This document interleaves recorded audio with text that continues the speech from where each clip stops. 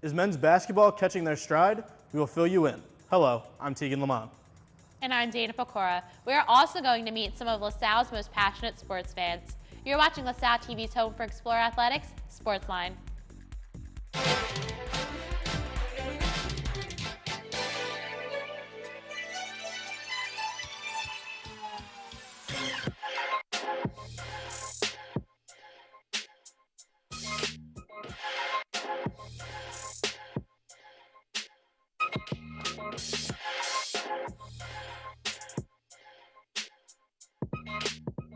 Welcome to SportsLine.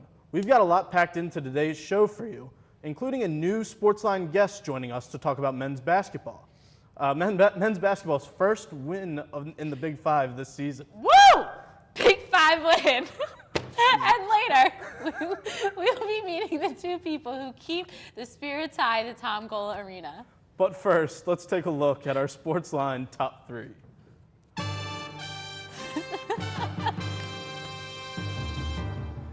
Number 1, Ariel Mitchell proved that the third time's the charm by breaking her own record in the 60-meter for the third time this season. The senior most recently broke the record at the Villanova Invitational, where she finished the race in 7.6 seconds flat. Mitchell broke the record the previous weekend at the Penn State National Invite, where she finished the sprint in 7.62 seconds.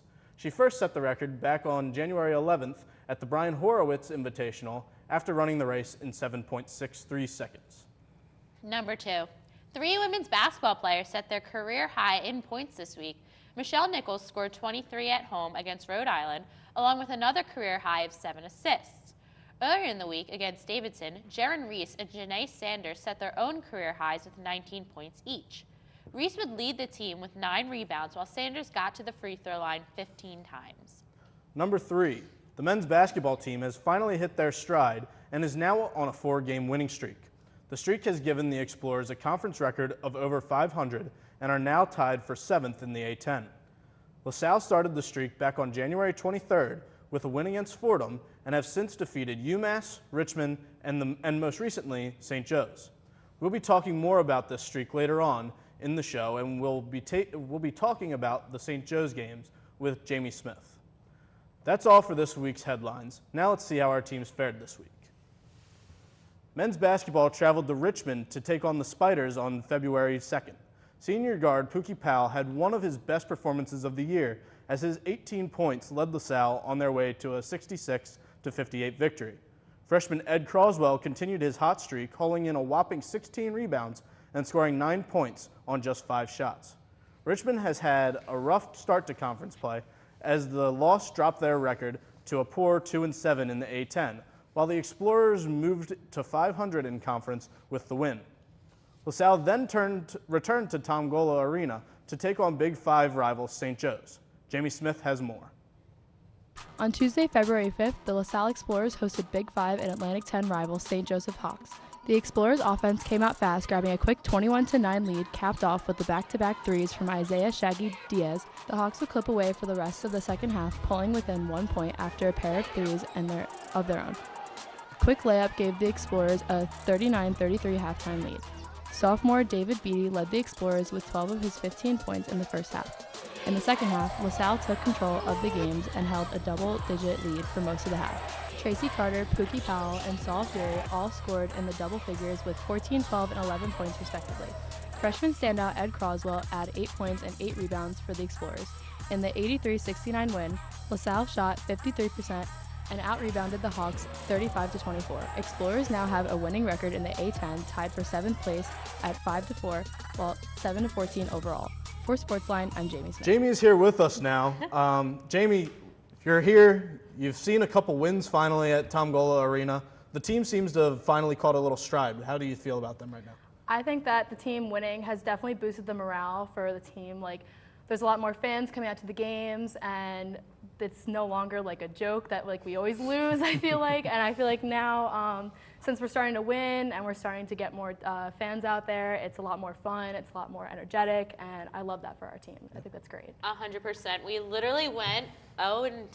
Like, we lost so many games. And we would come on desk and we would just like laugh about it. But now going to the games, like you said, the atmosphere is so much fun. we really haven't had that, kind of fun atmosphere No. in a long time not within much our of it. years. Yeah, I mean, I remember my sophomore year, so 2 years ago, we had a little stretch at the beginning of conference where we were 5-1, and the team really looked like they were going to have a good year, maybe even contend for the A10 tournament and the championship there.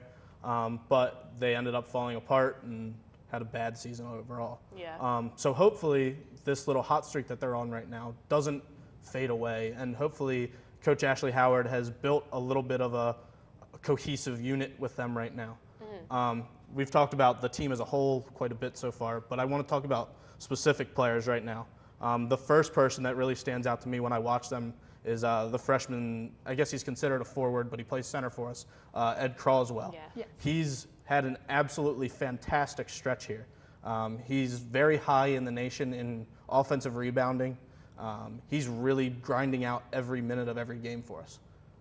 Yeah, I definitely think that that's a good thing for our team to have like someone so young come up and be able to, boost the morale for the team and be able to like pump them up because he's so good with everything. So I think he's a good addition to the team. It's kind of crazy because he would probably be considered one of the best rookies in our conference right now. Right. Absolutely. And we have him on our team, which is obviously, that's also a testament, I think, to just the young talent in general. We have a lot of young talent. Yeah. And it's going to be really exciting to not only see, what they can do for the rest of the season. Hopefully, it'll help us with our chances in the A10 tournament, but with the years to come, it's really exciting to see him along with some of the other younger players. Unfortunately, Jack Clark is not there anymore, but he was doing good before he got hurt. So it's really exciting that this young talent is really making such an impact on the court. Right. I mean, we're saying that he's making a lot of impact. To put a little perspective to it, in the Richmond game, he had 9 points and 16 rebounds, which is incredible. Yeah. As a freshman in any game to put up 16 rebounds, it's absolutely awesome for him. And then he had 8 rebounds again just the other night against St. Joe's, which is outstanding as well. Crazy. Another guy that I feel like we really need to talk about, he was getting a lot of stick at the beginning of the season. Dave Beatty, he was a transfer in from South Carolina. We were all really hyped up about him, really excited to see what he could do. Yeah. For a little while there, he was playing poorly. Yeah, just kind of a non-factor. Yeah, straight up just Yeah. poor. And he even fell out of the starting lineup for a little bit. And he came back, and now we're looking at a guy who is fighting for every possession, and he's got that swagger about him now. That he seems like he's finally found something. Yeah. I agree. Yeah, I think that we play with a lot more confidence now, and that's bringing in those wins for us. Yeah. I also want to talk about another strong player on the court who is kind of just the most consistent. And we heard Coach Howard in the press conference talk about him the other day, Pookie. Yeah. You're always going to hear about him, and Howard kind of was saying, me and Tegan got the chance to listen to him, that he is one of the most hardworking people on and off the court, and I think it's really showing. And I just think as far as leadership, he is really taking this team and helped them. And I don't know, I just think that everything's gelling. Yeah. I think this team is just gelling, and it's really, really exciting to see. And hopefully we can move the momentum to the A10s. Yeah, absolutely. Absolutely. Thank you so much, Jamie. Thank you. Women's basketball split this week's game as they went up against Davidson and Rhode Island. First on February 3rd. The team traveled to North Carolina to take on the Wildcats. The game started slow with LaSalle holding Davidson to 5 of 21, shooting while also only scoring 7 points in the first period. But the offense would heat up in the second with 5 different Explorers scoring in the period. The second half didn't go as well for LaSalle as Davidson would open the third quarter on a 12-7 run. Senior Jaron Reese and freshman Janae Sanders each scored career highs with 18 points, but unfortunately for the Explorers, it wasn't enough as they would lose the game 61-80. The women then took on Rhode Island for a big conference match. Isaiah Clark has the coverage. Wednesday, February 6th, women's basketball went head-to-head against Rhode Island. The game started off slow with only 8 points scored between the two teams in the first 5 minutes of the game. 6 coming from LaSalle. The Explorers started to pick up the pace, scoring 12 more points in the quarter to end the period with a score of 18-10. Rhode Island would go on to dominate the second quarter, starting off with a 13-1 run. They would start to charge ahead with a 3-point barrage led by Almi Colome, where 4 Rams hit at least one shot from the 3-point arc. After the lopsided period, the Rams led by 9 with a score of 41-32 at the half. As the second half started, The blue and gold would battle back, with a layup from senior Jaron Reese starting the comeback bid. LaSalle would take the lead with the three from Kayla Spriel with a minute 56 left in the third quarter. The remainder of the game was a battle for the lead, but LaSalle would prevail in the end with a score of 77-71. Sophomore Michelle Nichols ended with a career-high 23 points, and junior Sophie Guafong also had a career-high with 18 points. The win brings LaSalle to 4-21 overall, and is their first win in the conference. For SportsLine, I'm Isaiah Clark. So women's basketball has had quite a terrible start to the year, frankly. Bad. I mean, we were talking about how men started 0-10. Women's basketball, they didn't go 0-10, but they have been much worse to watch. Yeah. Just not a good team, not gelling very well. But in that Rhode Island game, they finally pulled something out. They held a big lead. They dropped that big lead, but then they were able to come back and take hold of it again. And it's kind of, if you see some of the games, I mean, some of the games were getting blown out, but then some of them were losing it, and then just by the slightest. So it's good to see that they lost it, but they got it back. Yeah. Good stuff. Awesome. The men's track and field team pushed through to claim several top spots at the Villanova Invitational.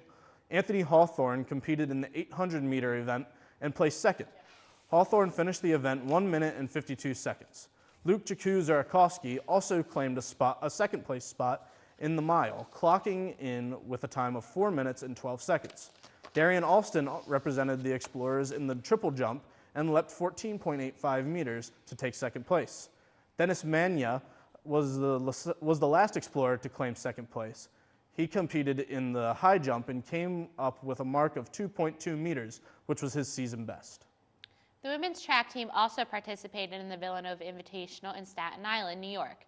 As we said at the top of the show, senior Ariel Mitchell broke her own record in the 60-meter with a time of 7.60 seconds.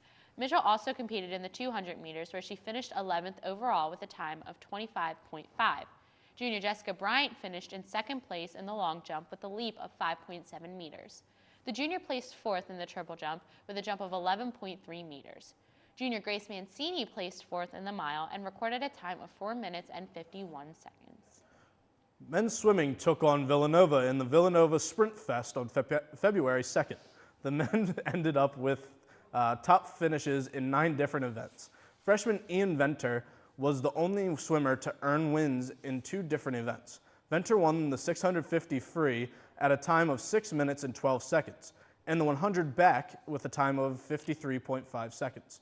In addition to Venter, Alexander Nikolic won the 100 free, while Marcus Forsgren was victorious in the 50 breast. Christoph Raz won the 100 breast, and Zachary Wolbert was the first to touch the wall in the 100 IM. The Explorers were also victorious as a team. The men bested Villanova in the 100 medley with a time of 43.4 seconds, the 400 free at 3 minutes and 3 seconds, and 100 free at 40 seconds. The women's swimming and diving team also made great strides at the Villanova Sprint Fest, earning top honors in 3 events. Individually, senior Olivia DiStefano brought home the gold in the 50 backstroke event with a time of 27.8 seconds. Meanwhile, junior Carrie Horan earned a win in the 100 breaststroke event, finishing the race with a time of 1 minute and 7 seconds. The Explorers also had a strong showing as a team in the 400 free medley. A team of DiStefano, Sarah Wyant, Kaylin Daughtery, and Sarah Rosetto was the first to touch the wall in the event with a time of 3 minutes and 39 seconds. Men's and women's tennis both faced off against Morgan State last weekend. For both teams, individual Explorers led their matches, but were unable to secure victories as both teams fell 4-0. The men's team struggled without the leadership of Francesca Mowry, as they dropped a game to George Washington 6-1. LaSalle put up a good effort despite falling short. Freshman Nassim Fengiro gained LaSalle's only point after coming back from a first set loss to win 2 sets to none. The women's team traveled to Towson as they were swept 4-0. Both teams continue to look for their first wins of the season. The women's water polo team kicked off their season with a string of 4 losses at the Bruno Classic in Providence, Rhode Island.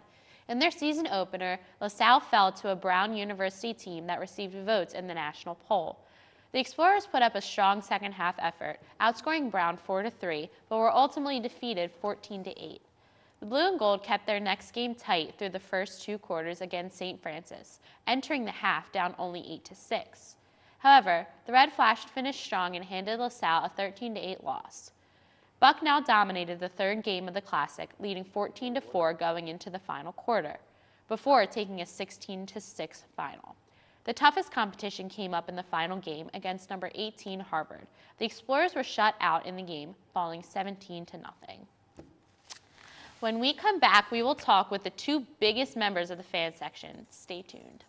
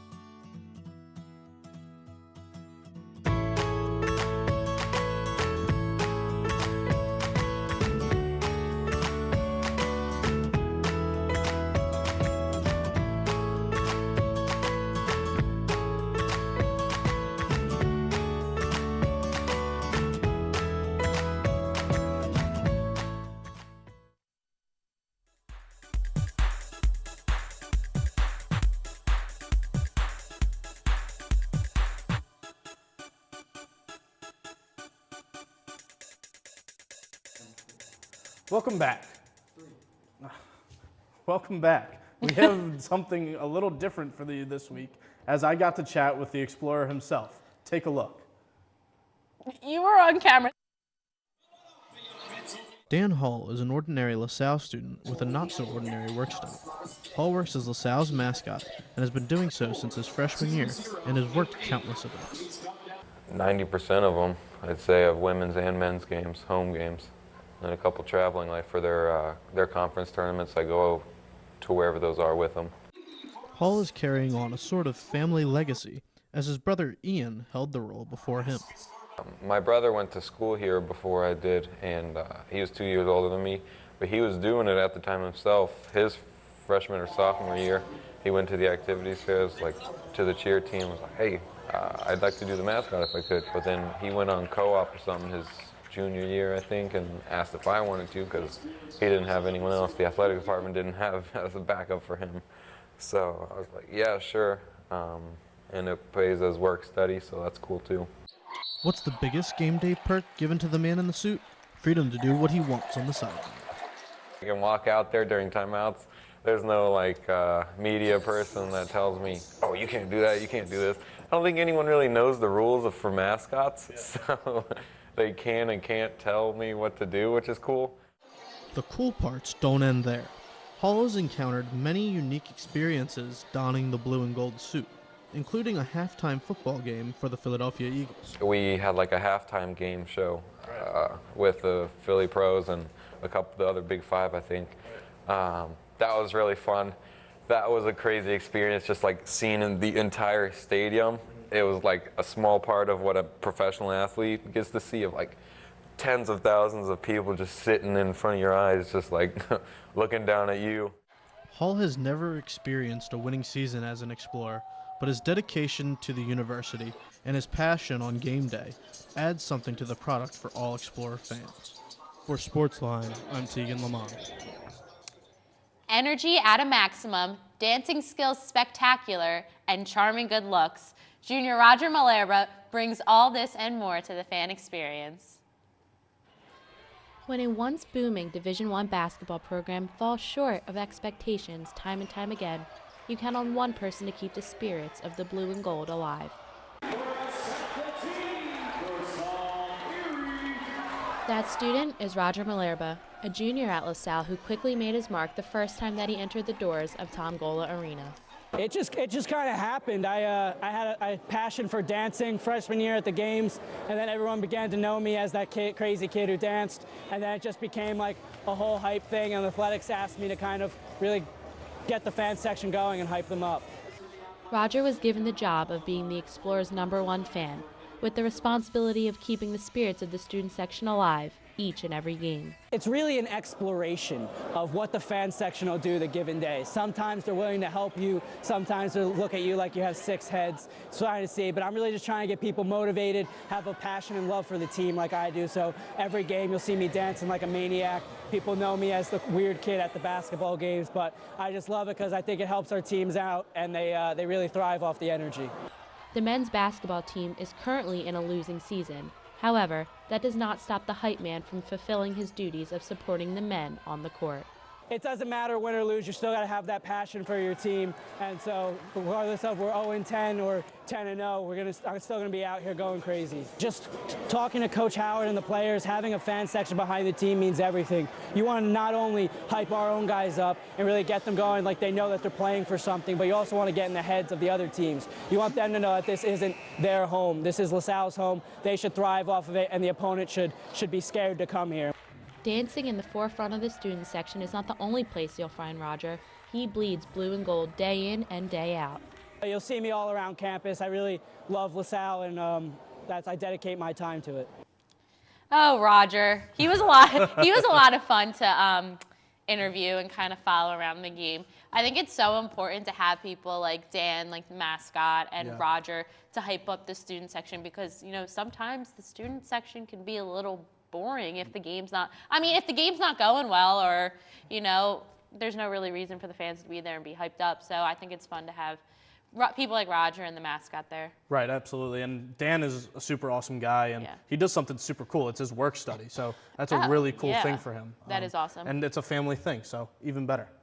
But when we come back, we have another newcomer joining us for Explorer Report. Stay tuned.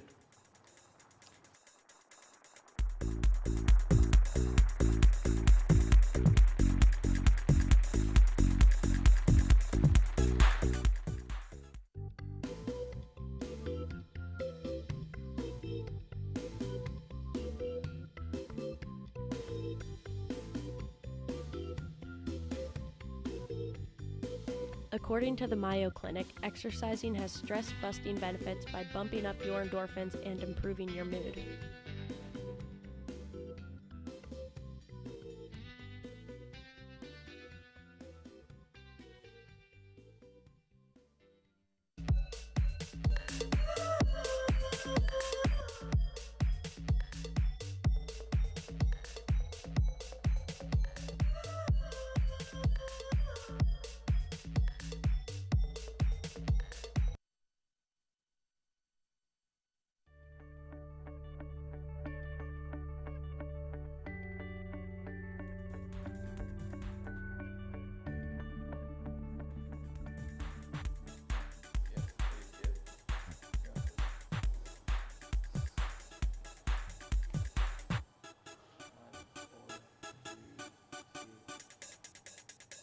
There's plenty of LaSalle sports action this upcoming week, so let us welcome John Kuhlmeyer for this week's Explorer Report.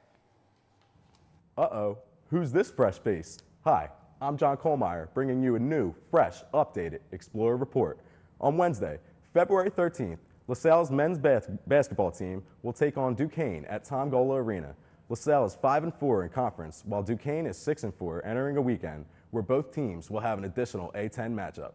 LaSalle is currently on a 4-game win streak prior to their weekend matchup against George Mason. The key to their recent success is a newfound accuracy from the three-point arc and a stifling defense that forces mistakes by the opposition. Freshman Ed Croswell has been a big part as well, seeing more time on the floor. Croswell has been cleaning the boards, including a game against Richmond where he pulled down 16, count them, 16 rebounds on the other end. The Dukes are on a 2-game losing streak entering the weekend, with both losses to Dayton and St. Bonaventure. When they do find success, a big component is sophomore guard Eric Williams Jr. He leads the team in both points per game with 12.7 and rebounds with 8 per game. This will be the only matchup between the two teams and will double as the breast cancer awareness game. For SportsLine, I'm John Kuhlmeyer. So we're back with some more men's basketball. If you haven't already had John. enough. Yeah, thank you. No, there's never enough men's basketball at LaSalle. Yeah, I mean. We can't ever talk about it too much. Right. I mean, it's what we're known for. It's what we like to talk about. It's fun stuff. It's what we like to watch. Anyway, so we talked a little bit about some of the players on the team, but there are some other guys that we need to talk about just briefly here. Saul Peary is a big-time player for us. He's now a junior. Yeah. He's one of the guys that has been here from G and is still produced to the same level, if not better now, with Coach Howard. He missed quite a bit at the beginning of the season, and thank goodness he is back, because since he has come back, the beginning of his stretch back, we weren't great, but he has been. Right, he's been very good, and the team around him has, I think they look to him as a leader, as a vocal leader, and as a presence. He plays very tough, plays good defense, and can shoot a little bit too, which is something that the team really, really needs. Definitely. Saul came back in a big way, which, I mean, you can't ask for much more for someone that was hurt, first of all. And he's definitely made an impact on the team. So yeah, absolutely. Good to see him back. Good to see him doing well. All right, we did predictions, and just yell at him. All right, Tegan. I'll start it. So I, for the second week in a row, have LaSalle winning a basketball game. I've got us winning 71-66. I always have LaSalle winning a basketball game, so I'm a real one. You're fake. Anyway, LaSalle 76-60. All right, and we're going to throw it back to John real quick for his prediction. My prediction for the game is the LaSalle Explorers winning 74-69. For SportsLine, again, I'm John Kohlmeyer. I love the enthusiasm, John. Yeah. I love it. I love 2 weeks in a row, all three of us have the Explorers winning. It's happening, people. Yeah. Get on the Ash Howard bandwagon. Get on the Ash train. That just about wraps it up for us this week. If you can't make it out to see the Explorer Report, be sure to tune in next week for our coverage. Keep up with this weekend's other sporting events by visiting goexplorers.com or check out this week's edition of The Collegian. Also, check us out on Facebook at facebook.com/LaSalleTV and on Twitter at SportsLineLTV. We welcome you to send us your thoughts and suggestions there. For Stephen, Jamie, and Isaiah, and our entire SportsLine team, I'm Tegan Lamont. And I'm Dana Pecora. Thanks for joining, and we'll see you at the men's basketball game.